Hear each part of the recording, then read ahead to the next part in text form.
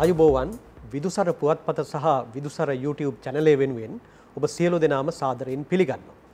අද අපේ සාකච්ඡාව අපි කරගෙන යන්න බලාපොරොත්තු වෙන්නේ මේ දවස්වල සෑම දිනම කතා කරන දනන් තුඩ රැව්දෙන මාතෘකාවක් ගැන. මේ මාතෘකාව තමයි නැනෝ තාක්ෂණය. අපි නැනෝ තාක්ෂණය කියලා කිව්වට ඇත්ත වශයෙන්ම හරියටම දන්නවද මොකක්ද නැනෝ තාක්ෂණය කියන්නේ කියලා? අපි විදුසර YouTube channel එක කල්පනා කළා මේ පිළිබඳව සාකච්ඡා මාලාවක් ආරම්භ කරන්නට. ඒ සඳහා අපි ආරාධනා කරලා තිබෙනවා මේ විෂය පිළිබඳ ප්‍රාමාණිකයෙකුට. ඔහු තමයි ආචාර්ය රුචිර විජේසේන. ආයුබෝවන් ඩොක්ටර් රුචිර. මම කැමති සාකච්ඡාව පටන් ගන්න කලින් ආචාර්ය රුචිර විජේසේන පිළිබඳව බොහොම කෙටි හැඳින්වීමක් කරන්න. කෙටියෙන්ම කියනවා නම් රුචිර විජේසේන කියලා කියන්නේ තරුණ ශාස්ත්‍රාලිකයෙක්. ඒ වගේම මැටීරියල්ස් රිසර්ච් කෙනෙක්. ඒ කියන්නේ ද්‍රව්‍ය විද්‍යාව පිළිබඳ පර්යේෂකයෙක්. ඔහු රාජ්‍ය අංශයේ සමගත් පෞද්ගලික අංශයේ සමගත් Tamanගේ ශාස්ත්‍රීය කටයුතු මෙන්ම පර්යේෂණ කටයුතු කරගෙන යන විදිහේ විද්‍යාර්ථියෙක්. ඒ වගේම මොරටුව විශ්වවිද්‍යාලයේ තාක්ෂණ ආයතනයේ ජ්‍යෙෂ්ඨ කතිකාචාර්යවරයෙක්. ඒ වගේම ශ්‍රී ලංකා නැනෝ තාක්ෂණ ආයතනයේ ජ්‍යෙෂ්ඨ පර්යේෂණ විද්‍යාඥයෙක්. ඒ වගේම එහි කෘෂිකර්ම අංශයේ හිටපු ප්‍රධානියා හැටියටත් ආචාර්ය විජේසේන කටයුතු කළා. එහෙමනම් අපි දැන් නැනෝ තාක්ෂණය පිළිබඳ අපේ සාකච්ඡා මාලාවේ පළමුවෙනි සාකච්ඡාවට එළඹෙමු. ඩොක්ටර් මම කැමති මේ නැනෝ තාක්ෂණය ගැන කතා කරන්න කලින් මේ තාක්ෂණය කියන වචනේ මම ටිකක් කැමති යන්න. මොකද හේතුව තමයි හැම දෙයකම මේ තාක්ෂණය කියන එක හරි අදිනිශ්චය වෙච්ච වචනයක්. මොකද්ද මේ තාක්ෂණය කියලා කියන්නේ? හරි වැදගත් දෙයක් සුනන්ද. මොකද මේ දැන් තාක්ෂණය කියලා අපි බොහෝ විට කතා කරනවා. නමුත් එහි සැබෑ අරුත මොකක්ද කියන එක පිළිබඳ මට හිතන විදිහට හරියට සමාජගත වෙලා නැතුව ඇති. දැන් අපි බොහොම ශාස්ත්‍රීය විෂයක් කතා කරන්න ලෑස්ති වෙලා ඉඳලා බොහොම විද්‍යාත්මක විෂයක් එක නැනෝ තාක්ෂණය වගේ. ඒක මුලින්ම ඩිෆයින් කරගෙන යන එක හරි වටිනවා. දැන් තාක්ෂණය කියලා කියන්නේ කාරණාව තාක්ෂණය කියන වචනය ගොඩාක් වෙලාවට මුසු වෙන වචනයක් තමයි විද්‍යාව කියන්නේ. විද්‍යාව හා තාක්ෂණය. දැන් අපේ ළමයින් මම හිතන්නේ පාසල් සිසුන්ගේ මේ පෙළ පොත් තියෙන්නේ විද්‍යාව හා තාක්ෂණය. තාක්ෂණ වේදය වගේ වචනයක් තියෙනවා. මොකක්ද විද්‍යාව කියන්නේ මොකක්ද තාක්ෂණය කියන්නේ කියන කාරණාව තේරුම් ගන්න අවශ්‍යයි. විද්‍යාව කියලා කියන්නේ අපි හැමෝම දන්නා ආකාරයට මේ විද්‍යාත්මක ක්‍රමය මත පදනම්. විද්‍යාත්මක ක්‍රමය කියලා කියන්නේ සුනන්ද නිරීක්ෂණ යමක් දිහා අපි දකිනවා. ඊට පස්සේ නිරීක්ෂණය මත අපි උපකල්පනයක් ගොඩනගනවා. මේක මෙහෙම වෙන්න ඇති සමහරවිට වෙන්න පුළුවන් වෙන්නේ. උපකල්පනයක් ගොඩනගනවා. උපකල්පනය පරීක්ෂණයකට ලක් කරනවා. ඒ පරීක්ෂණය ඇසුරෙන් අපි කියනවා මේ ඇනේ මලකඩ කන්න නැත්තේ මේකයි. මේ මලේ හැඩය මෙහෙම තියෙන්නේ නැත්තේ මේකයි. මේ කුරුල්ලගේ තටු මෙච්චර විශාලව තියෙන්නේ නැත්තේ මේකයි. ඔය වගේ අපි පරීක්ෂණ මගින් යම්කිසි දැනුමක් ගොඩනගනවා. ඒතර විද්‍යාව කියලා කියන්නේ මේ භෞතික ලෝකයේ විශේෂයෙන්ම මේ කාරණා පිළිබඳ අපි දැනුම ගවේෂණය කරන ක්‍රමවේදයක්. ඕක තමයි විද්‍යාව කියලා කියන්නේ. ඒතකොට තාක්ෂණය කියන්නේ මොකක්ද? හිතන්න අපි මේ විදියට හොයාගත්තා කියලා මේ ඇණයක් මලකඩ කන්න හේතු මේවා. විද්‍යාත්මක ක්‍රමයේ මසින් අපි හොයාගන්නවා ඇණයක් මලකඩ කන්න ඔක්සිජන් තියෙන්න ඕනේ. ජලය තියෙන්න ඕනේ. ඒ වගේම ලුණු වගේ දෙයක් තිබුණොත් මලකඩ කෑම වේගය වැඩි වෙනවා. කොහොම කියලා අපි විද්‍යාත්මක දැනුමක් හොයාගන්නවානේ. මේ දැනුම අපි භාවිතා කරලා හිතන්න අපි යකඩ මලකඩ කන්නේ නැති විදිහට යම්කිසි දෙයක් හැදුවොත්. කියන්නේ සරල වශයෙන් කිව්වොත් විද්‍යාත්මක දැනුම භාවිතා කරලා කාගේ හරි ප්‍රයෝජනය සඳහා යමක් නිෂ්පාදනය කරන ක්‍රමවේද මිනිසුන් විසින් ගොඩනගන ක්‍රමවේද වලට අපි සරල වශයෙන් අපි කියන තාක්ෂණය ලෙස අපි හඳුන්වන්නේ. මේක බොහොම ගැඹුරුයි. අනේ උදාහරණයට වඩා ගැඹුරට යනවා. නමුත් ඊටාම සරල වශයෙන් කිව්වොත් විද්‍යාත්මක දැනුම කොයි අවස්ථාවේද අපි කොහොමද භාවිතා කරන්නේ මේ යම්කිසි මිනිසාට විශේෂයෙන්ම මිනිසාට අවශ්‍ය වෙන වැදගත් වන දෙයක් නිපදවීම සඳහා ඒ ක්‍රමවේදය කුමක්ද කියන කාරණාව අපි ඇත්තටම අපි තේරුම් ගන්නවා තාක්ෂණයේ විදියට. ඉතින් විද්‍යාව හා තාක්ෂණය සියල්ල කරන්න කලින් මේ කාරණා දෙක හොඳට තේරුම් ගන්න අපිට අවශ්‍යයි. ඒතර ડોක්ටර් කියපු විදිහට විද්‍යාව කියලා කියන්නේ යම්කිසි ක්‍රමවේදයකට අනුව අපි ගොඩනගා ගන්න යම්කිසි සංවිධිත දැනුම් පද්ධතියක්. හැබැයි තාක්ෂණය කියලා කියන්නේ මිනිසාගේ ප්‍රයෝජනය සඳහා මේ සංවිධිත දැනුම අපි භාවිතා කරන්නේ කොහොමද කියලා කියන එක. ඒතකොට දැන් අපේ ප්‍රස්තුතය තමයි නැනෝ තාක්ෂණය කියලා කියන එක. ડોක්ටර් මොකක්ද එන මේ නැනෝ තාක්ෂණය කියන්නේ තාක්ෂණ අතරත් මොකද්ද මේ නැනෝ කතාව නැනෝ තාක්ෂණය? දැන් මේ බලන්නකෝ දැන් මේ බලන්න අපි කියනවා වාහනේ තාක්ෂණය. ඒතර වාහනේ තාක්ෂණය කියලා කියන්නේ වාහනේ පිළිබඳ මිනිසා ගොඩනගපු යම්කිසි දැනුම් පද්ධතියක් තියෙනවානේ. ඒ දැනුම් පද්ධතිය භාවිතා කරලා මිනිස්සෙක් සුවිශේෂ පීයක් හදන සුවිශේෂ හැඩය මේවයි මේක රත් කරන්න ඕනේ මේ උෂ්ණත්වයට මේක සීසල කරන්න ඕනේ මේ උෂ්ණත්වයට එතකොට ඒ ශක්තිය වැඩි වෙන්නේ මේ ප්‍රමාණයට කියලා අපි ඕම තේරුම් ගැනීමක් තියෙනවානේ වාහනේ තාක්ෂණය. ඊට පස්සේ ලී හැඩ ගැස්වීම අපි ඒකට කියන්නේ මේ වඩු තාක්ෂණය එහෙම කියලා. ඊට පස්සේ මේ විවිධ ඔය වගේ අපිට තාක්ෂණ ක්‍රම තොරතුරු තාක්ෂණය තොරතුරු සකස් කිරීම ඒව ගමන් කරවීම ඒ වගේ මේවා හැසිරවීම පිළිබඳ අපේ තියෙන විද්‍යාත්මක දැනුම භාවිතා කරලා අපි තොරතුරු තාක්ෂණය කියන කාරණාව ගොඩනගලා තියෙනවා. ඔය වගේම නැනෝ තාක්ෂණය කියලා කියන්නේ එහෙනම් මේ සුවිශේෂ පදාර්ථවල හරිම සුවිශේෂ අවස්ථාවක් වෙන අපි ඒක හිමින් තේරුම් ගමු. පදාර්ථවල සුවිශේෂ කාරණාවක් වන නැනෝ අංශූන් භාවිතා කරලා මිනිස්සුන්ගේ ප්‍රයෝජනය සඳහා විවිධ දේවල් අපි කරනවා නම් අපි නිෂ්පාදනය කරනවා නම් හදනවා නම් ඒ වගේම ඒ පිළිබඳ ගවේෂණය කරන නැනෝ අංශු කෙලෙසද කියලා බැලීම ක්‍රමවේද ඒ සියල්ලම එක ගොඩකට දාලා අපි ගත්තොත් අපි නැනෝ තාක්ෂණය කියලා අපිට හඳුන්වන්න පුළුවන්. ඉතින් මේකෙත් කොටස් දෙකක්. කියන්නේ අපි දැන් මේක තේරුම් ගන්නවා නැනෝ විද්‍යාව කියලා එකක් තියෙනවා. නැනෝ සයන්ස් නැනෝ ටෙක්නොලොජි කියලා එකක් තියෙනවා. ඒතර නැනෝ සයන්ස් කියලා කියන්නේ නැනෝ පරිමාණයේ තියෙන අංශුන් පිළිබඳ විද්‍යාත්මක ගවේෂණය. ඒතර ඒ දැනුම භාවිතා කරලා අපි විවිධ නැනෝ අංශුන් භාවිතා කරලා දේවල් නිෂ්පාදනය කරොත් අපි ඒකට නැනෝ තාක්ෂණය කියනවා. ඉතින් මහා ඊටාම පුළුල් විෂය ධාරාවක් විදිහට ඊටාම වේගෙන් නූතන සමාජයේ පැතිරලා යන විෂයක් අපි කියනවා මේකට ඒ නිසාම අපි කියනවා අපි නැනෝ රෙවලූෂන් එහෙම නැත්නම් අපි කියනවා නැනෝ තාක්ෂණික විප්ලවය. තාක්ෂණික විප්ලව ලෝකේ වෙලා තියෙනවානේ. ඒ වගේම නැනෝ තාක්ෂණික විප්ලවයට ප්‍රධාන වශයෙන් මූලික වෙන තාක්ෂණය විදිහට අපි අඳුර ගන්නවා නැනෝ තාක්ෂණය.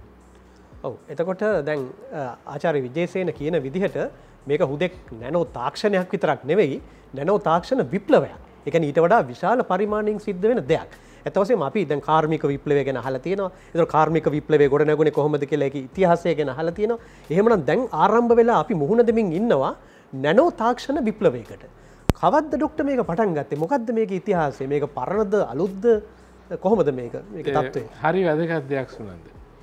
එතකොට නැනෝ තාක්ෂණය කරලියට ආවේ. සාමාන්‍යයෙන් මේක බොහෝ මේක දැන් අපි සාමාන්‍යයෙන් තාක්ෂණයක් අපේ මේ දේවල් නිෂ්පාදනය වෙලා අපි එදිනෙදා භාවිතා කරන ද්‍රව්‍ය අපි එදිනෙදා භාවිතා කරන දේවල් වලට මුසු වීම සඳහා සාමාන්‍යයෙන් අවුරුදු 20ක්වත් කලින් ඒ පිළිබඳ පරීක්ෂණ පටන් ගන්න. ඒක තමයි සාමාන්‍ය නෝම් එක කියලා කියන්නේ. يعني දැන් අපි හිතන දැන් අපි මොබයිල් ෆෝන් එකක් අපි භාවිතා කරනවා නම් ඒක විවිධ උපාංග භාවිතා කරනවා නම් අඩුම වශයෙන් අවුරුදු 20කට කලින් ඒ කාරණා පිළිබඳ ඒව නිපදවීමේ ක්‍රමවේද තාක්ෂණයන් පිළිබඳ පරීක්ෂණ කරලා තියෙනවා. ඉතින් එලෙසම දැන් හෙමින් අපි නැනෝ තාක්ෂණික පද්ධතීන් අපි භාවිතාවට ගන්න මේ අතරේ අපි තේරුම් ගන්න ඕනේ විශේෂයෙන්ම නැනෝ තාක්ෂණය පිළිබඳ විද්‍යාත්මක ගවේෂණය බොහොම ඈතට දිවෙන්නක් කියලා.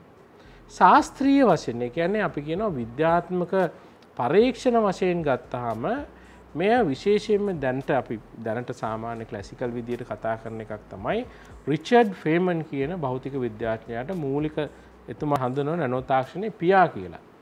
ඒකට ප්‍රධානම හේතුවක් තමයි මේ ලෝකයේ තියෙන විවිධ පරිමාණ අපි මේ ගැන අපි ඉදිරියට කතා කරන විවිධ පරිමාණයන් ස්වභාවය ඒ වගේ ලක්ෂණ ගැන මෙහිදී මේ මිනිස්සු ගොඩාක් වෙලාවට අපිට හුරු පුරුදු පරිමාණය තමයි සෙන්ටිමීටර් මීටර් දැන් අපි මේ පුටුව ගත්තා මීටර් පරිමාණය. අපිට බොහොම හුරු පුරුදු වෙන මිනිස්සයා ජීවත් වෙන පරිමාණයට බැඳී තිබෙන්න. ඉතින් මේ අපේ ඔරලෝසුවක් ගත්තත් මයික් එකක් ගත්තත් බොහොම අපිට සියුම් අපිට හැන්ඩල් කරන්න පුළුවන් අපිට කටයුතු කරන්න පුළුවන් පරිමාණයන්ගේ තියෙන්නේ. නමුත් මේවා අපිට බොහොම හුරු පුරුදු වුණාට මීට වඩා ශුද්‍ර වූ පරිමාණ මේ විශ්වය තුළ තියෙනවා කියන කාරණාව. ඒ වගේ මේ ශුද්‍ර වූ පරිමාණය තුළ අපිට බොහෝ වෙනස්කම් කර හැකිය කියන කාරණාව පිළිබඳ මූලික වතවාදය රිචඩ් ෆෙයිමන් කියන විද්‍යාඥයා විසින් ගෙනවා. ඉතින් මේ එතුමා කිව්වා the plenty of space at the bottom. ඒ කියන්නේ පදාර්ථයේ මූලික අවස්ථාවන් වල අපිට ගොඩක් මේ වෙනස්කම් කිරීමට හැකියාව ඇත කියන සංකල්පය එහෙම නිකන් කිව්ව විතරක් නෙමෙයි. විද්‍යාත්මක ක්‍රමවේද මගින් ඒ වගේම ගණිතානුකූලව එතුමා පෙන්නවා. මේ ආකාර නිසා මේ මූලික සංකල්පයක් විදිහට 1959 වසරේ තමයි ගොඩාක් ඔය මේ ජනප්‍රිය ලෙක්චර් එකක් තියෙනවා එතුමා විසින් මේ සංකල්පය ඉදිරිපත් කරපු. ඊයින් පස්සේ සාමාන්‍ය ශාස්ත්‍රීය වශයෙන් මේ නැනෝ විද්‍යාව සහ නැනෝ තාක්ෂණය පිළිබඳ පරීක්ෂණ හිමින් හිමින් කරගෙන ආවා. ඉතින් ඕක ලොකු වැඩි වේගයකින් අපිට අත්විඳින්න ලැබුණේ සාමාන්‍යයෙන් කියන 1990 ඉඳලා ඉදිරියට. මොකද ඒ කාලේ දැන් අපි දන්නවත් ඇති සාමාන්‍යයෙන් ඔය 1990 වගේ කාලේ වෙනකොට ලෝකේ බල ශක්ති පිළිබඳ එහෙම කතා බහක් තිබුණා ලොකුවට. ඉතින් මේ නැනෝ තාක්ෂණය කොහොමද ඒ වගේ දේවල් වලට භාවිතා කරන්න කියන එක පිළිබඳ ලොකු විශේෂම යුරෝපයේ සහ ඇමරිකා ප්‍රදේශවල ලොකු කතා බහක් තිබුණා. ඒ සමග ෆන්ඩින් එහෙම ඒ සඳහා පරීක්ෂණ සඳහා ගොඩක් ලැබුණා. ඒකම ලොකු පිබිදීමක් සහිතව දැන් ඔන්න අපි නැනෝ තාක්ෂණික විප්ලවයක් කියලා කතා කරන මට්ටමට ඇවිල්ලා තියෙනවා. දැන් එතකොට ડોක්ටර් කියපු විදිහට මේ රිචඩ් ෆෙයින්මන් තමයි 1959 දී මේ සංකල්පය ඉදිරිපත් කරන්නේ. ඒ කියන්නේ ගොඩක් වෙලාවට මේ සංකල්පීය තලයේ. දැන් මීට කලින් 1959ට කලින් මේකේ භාවිතාවක් තිබුණේම නැද්ද? ඒ කියන්නේ ලෝකයාට සම්පූර්ණයෙන්ම ආගන්තුකයිද මේ භාවිතාව? නැත්තම් 59 පස්සේද පටන් ගත්තේ? හරි රසවත් කතාවක් ඒක සුනන්ද. දැන් මේ නැනෝ තාක්ෂණය කියන දේ සාමාන්‍ය ශාස්ත්‍රීය තලයේ ඔබතුමා කිව්වා වගේම 1959 දැන් මෙහෙම සමහර මතවාදයන් තියෙනවා ඔය 1912 කාලේ වගේ විශේෂයෙන්ම ඔය ජපාන් විද්‍යාඥයන් විරසක් විසින් මේ පිළිබඳ කටයුතු කරා පිළිබඳ එහෙම කතා තියෙනවා. නමුත් ඊටත් වඩා මේ නැනෝ තාක්ෂණය දැන් අපි සාමාන්‍ය පිළිගන්නේ 1960න් පස්සේ වගේ ඉදිරියට ආවා කියන. නමුත් නැනෝ අංශුන්ගේ භාවිතය සියවස් ගණනාවකට කලින් වුණත් භාවිතා වෙලා තියෙනවා. දැන් උදාහරණයක් විදිහට අපි දැන් ඔය හොඳම එකක් තමයි මේ මම ලංකාවේ උදාහරණයකටත් එන්නම්. බොහොම ගොඩක් මේ නැනෝ තාක්ෂණය ගැන මේ කතා කරනකොට නැනෝ මේ පරිමාණයේ භාවිත ගැන ඔය අපි දැකලා තියෙනවා යුරෝපයේ විශේෂයෙන්ම මධ්‍යතන යුගයෙන් පස්සේ ගොඩනැගිච්ච මේ පල්ලි වල දැන් මේ අපි සමහරලාට ඒක දැකලා නැතුව තියෙම ඇස් දෙකෙන්. නමුත් මේ රූපවල චිත්‍රපට වල අපි දැකලා තියෙනවා මේ බොහොම ලස්සන වීදුරු විවිධ පාටව රතු පාට නිල් පාට බොහොම මේ දීප්තිමත් ස්වභාවයක් තියෙන ඉතාම ලස්සන වීදුරු ඒ පල්ලි වල මේ ඒ කැතිඩ්‍රල්ස් වල පාවිච්චි කරලා තියෙනවා. ඉතින් මේක දැන් විද්‍යාඥයෝ හොයාගෙන යනකොට ඇත්තටම ඒ කාලේ ශිල්පීන් වීදුරු සහ විවිධ ලෝහ ලවණ වර්ග මේ විශේෂයෙන්ම අපි කියනවා ඒවට මේ නෝබල් මෙටල්ස්. ඒ කියන්නේ මේ අපි කියන්නේ ගෝල්ඩ් සිල්වර් ඒ වගේ මේ මෙටල්ස් සමග මේ කරන අත්දැක බැලීම් වල ඒගොල්ලෝ දැක්පු දෙයක් තමයි සමහර සුවිශේෂ ලෝහ වර්ග සමග වීදුරු කලවම් කරලා මේ රත් කරනකොට විවිධ පාටවල් එනවා කියලා. ඉතින් ඒගොල්ලෝ ඒක ශිල්පීය ඥානයක් විදිහට ඒක තේරුම් ගත්තා. නමුත් විද්‍යාඥයෝ දැන් පරීක්ෂා කරලා බලනකොට ඒ වීදුරු ඇතුලේ හැදලා තියෙන ඇත්තටම මේ නැනෝ අංශු. නැනෝ අංශු දැන් එතකොට සුනන්ද සමාල්ලාට මේ ලෝහ කියන්නේ මොම දිලිසෙන දේවල්. ඒවා කොහොමද පාට උනේ? ඒක තමයි නැනෝ පරිමාණයේ අංශුන්ගේ සුවිශේෂත්වය. සාමාන්‍ය පදාර්ථ වගේ නෙමෙයි ඒවට වෙනස් ගුණාංග තියෙනවා. ඉතින් බොහොම ලස්සන උදාහරණයක්. ඒ විදිහට දකින්න පුළුවන්. ඒ විදිහට දැන් අපේ ලංකාවටත් පොඩ්ඩක් ළඟින් ගෑවිලා යන එකක් තියෙනවා.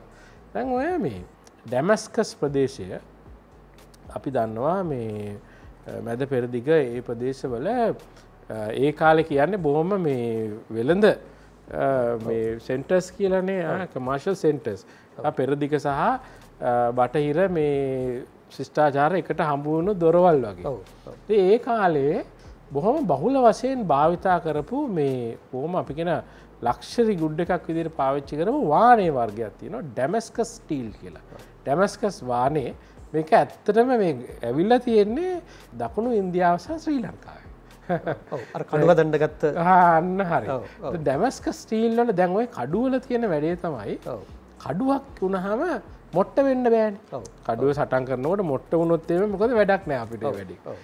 දැන් අපි දන්නවා අපි ගන්නවා මේ යකඩ ගත්තොත් මොට්ට වෙනවා.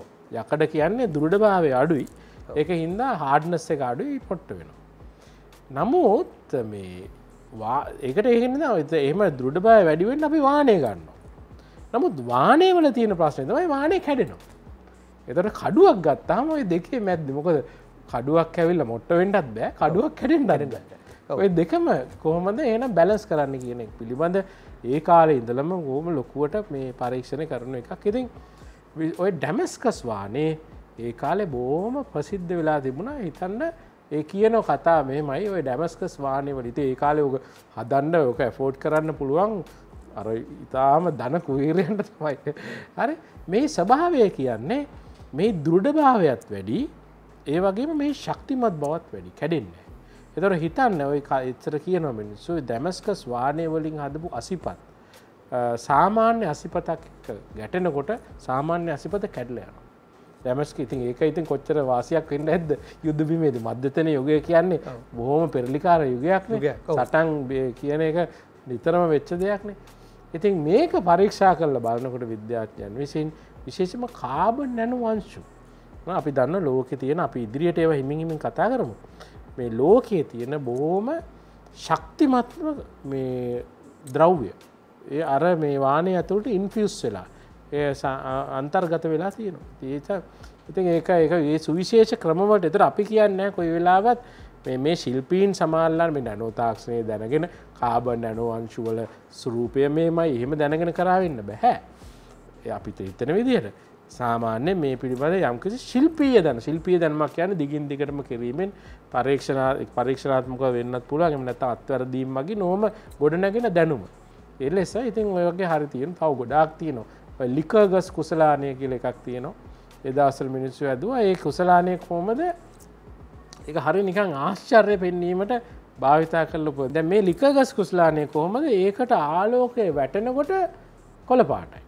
ආලෝකයේ වැටිලා පරාවර්තනය වෙලා අපිට පේනකොට කොළ පාටයි. ආලෝකය මේ කුසලාන මේක වීදුරු වලින් හැදලා තියෙන කුසලානයක්. ආලෝකය මේක හරහා යනකොට රතු පාටයි. ඉතින් ඒ කාලේ ආශ්චර්ය පෙන්වීම සඳහා පල්ලිවල සායේ පූජික ආයතනවල දැන් ඔන්න මේ පියතුමා හරි පූජකවරයා මෙහෙම තියාගෙන ඉන්නකොට කොළ පාටයි. දැන් පිටිපස්සේ ගොඩක් වෙලාවට තියෙනවා මේ ජනේලයක්. ආලෝකයේ වැටෙනවා. මෙහෙම කුසලානේ උඩට උස්සනකොට අරක රතු පාටයි. ඉතින් හිතන්න කොයි වගේ ඉතින් ඒ වගේ ඉතින් අර හරි සුවිශේෂ ප්‍රාගුණ්‍යයන්ද මන්ද ඒක වචනේ ප්‍රොපර්ටිස් තියෙන මේ ද්‍රව්‍ය ඒ කාලේ ඉඳන් අපි කියන නැනෝ පරිමාණයේ අංශුන්ගේ භාවිතය බොහොම ඈතට දිවෙන්න. නමුත් නැනෝ තාක්ෂණය විද්‍යාව දැනගෙන විද්‍යාව භාවිතා කිරීම. නැනෝ අංශුන්ගේ ස්වභාවය මෙලෙසයි කියලා දැනගෙන එය භාවිතා කිරීම කියන එක අපි කියනවා සාමාන්‍ය අවුරුදු 60ක් 70ක් විතර කාලයකට දිවෙන්න. හොඳයි බොහොම ස්තුතියි ડોක්ටර්. අපි මේ පළවෙනි සාකච්ඡාවේදී කතා කළා මූලික වශයෙන් මේ අර්ථ දැක්වීම මොකක්ද නැනෝ තාක්ෂණය කියන්නේ කියලා. ඊටාම සිත් ගන්නාසුළු විදිහට අපේ ආචාර්ය රුචිර විස්තර කළා නැනෝ තාක්ෂණයේ ඉතිහාසය පිළිබඳ. ඒ කියන්නේ අපි ගත්තොත් එහෙම මේ සංවිධිතව මේ නැනෝ තාක්ෂණය කියන්නේ මොකක්ද කියලා දැනගෙන පාවිච්චි කිරීමත් අපේ මුතුන් මිත්තන් ඒක හරියට නොදැනගත්තත් ප්‍රායෝගික භාවිතය තුලින් භාවිතා කරපු හැටිත් අපි කතා කළා අපේ පළවෙනි සාකච්ඡාවේදී. අපේ දෙවෙනි සාකච්ඡාව අපි ඊළඟ දවසේදී ආරම්භ කරන්නේ නැනෝ පරිමාණය පිළිබඳව. එහෙමනම් අදට අපේ සාකච්ඡාව අවසන් කරනවා. අයිබෝන්. අලුත් වීඩියෝස් ගැන අප්ඩේට්ස් දැනගන්න විදුසර YouTube channel එක subscribe කරන්න. notification වලට bell icon එක click කරන්න.